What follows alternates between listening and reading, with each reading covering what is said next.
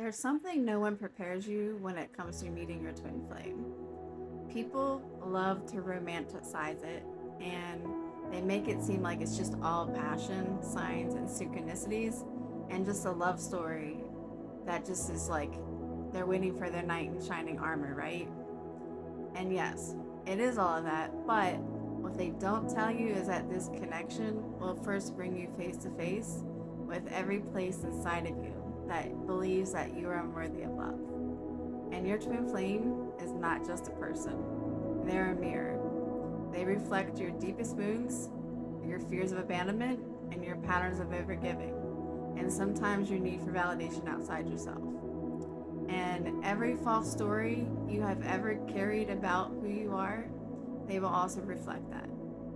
This is why the journey can feel so intense sometimes. And it's not because love is meant to hurt you, it's because this connection exposes like everything that is not love, so it can just come up to be healed, right?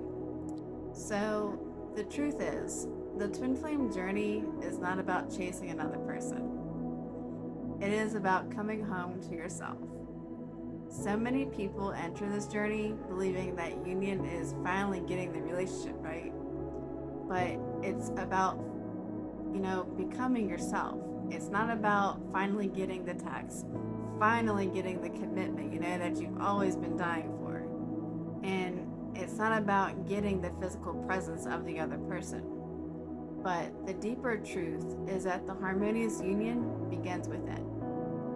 Before I came into peace in my own journey, I had to heal that part of me that thought love had to be earned through suffering. And I had to release the belief that chaos meant passion. And I had to stop confusing inconsistency with divine timing, right? The twin flame journey really is just to teach you that real divine love feels safe, it feels peaceful, and it should feel aligned, right? Not confusing, not forced, not something you have to beg for, okay? What makes this journey so powerful is that it awakens you. It strips you away every illusion. It asks you to, who are you when no one is choosing you? Who are you when the signs are silent? Who are you when you're forced to sit with yourself and finally hear your own soul, right? So this is where the transformation begins, really. Because what most people call separation is often sacred redirection, right? It's just that twin flame is just redirecting you back to God.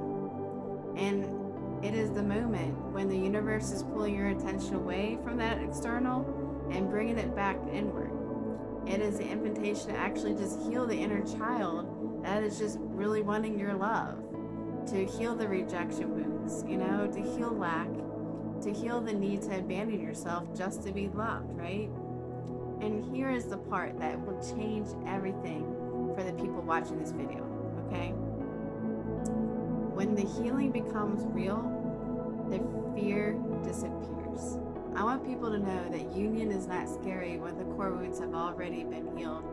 In fact, it feels peaceful. It feels like relief, really.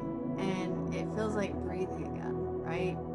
Everything you survived emotionally and mentally and spiritually, real twin flame union feels less like fireworks and more like coming home. It's calm. It's grounding. It's the kind of love that no longer activates your nervous system, right? Because it's not supposed to feel like panic. Because the lessons that once had to be learned through pain have already been integrated, right? So love becomes soft. Love becomes steady. And love becomes truth, right? A lot of people ask why the twin flame connection feels different.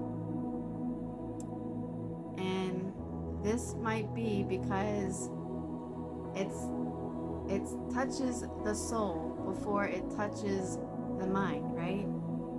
Because this is a feeling journey. You feel them before words are even spoken. You recognize something is like ancient, right? It just feels that way. Something familiar. And something beyond even any explanation you could probably ever come up with, right? But recognition alone is not union. Chemistry alone is not alignment. The soul recognition is only the beginning, right? The real work is becoming the version of yourself that can hold the love you are asking for. And sometimes that means healing scarcity. That means healing unworthiness, right? And that means really becoming your own hero, choosing yourself and becoming, taking responsibility of yourself. It means choosing yourself over cycles that drain your energy. And sometimes the most viral truth is the one that people really don't want to hear the most. But I'm going to tell you anyways. It's stop chasing what is already yours by your divine birthright. If this connection is truly aligned, it does not require you to betray yourself. It does not require you to shrink yourself, beg, or manipulate, or overanalyze every breadcrumb, okay? Divine love calls you higher. It asks you to rise into your worth, and it asks you to become so rooted in your identity as a child of God that whether they are physically present or not, you remain whole. And ironically, it is from that wholeness that true union becomes possible, okay? I want every divine feminine watching this to understand that your power was never in getting chosen, okay? Your power is in remembering who you are. The moment you stop making another person your source and reconnect to the Creator, everything shifts. Your energy shifts. Your confidence shifts. Your magnetism shifts. And you stop leaking your power. You stop leaking your power through obsession.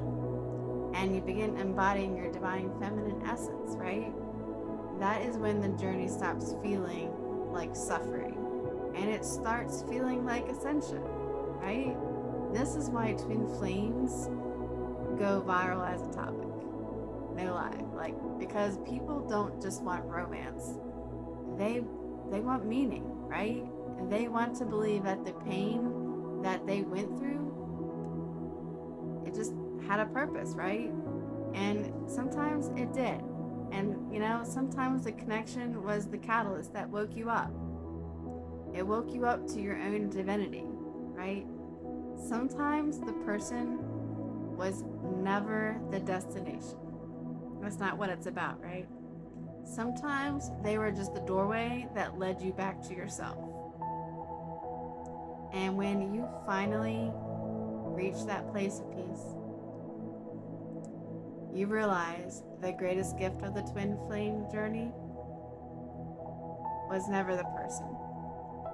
It was the woman you became because of the woman who healed, the woman who rose, the woman who no longer settled for confusion, the woman who understood that she is divine love, and that divine love doesn't, break her, but only to reveal her, right?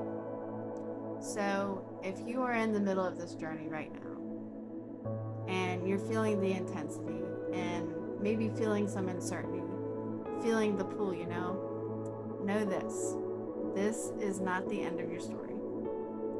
This is the awakening chapter. This is the chapter where you remember your worth. And this is the chapter where you stop looking outside yourself for what has always lived within you. And when you align with that truth, love stops.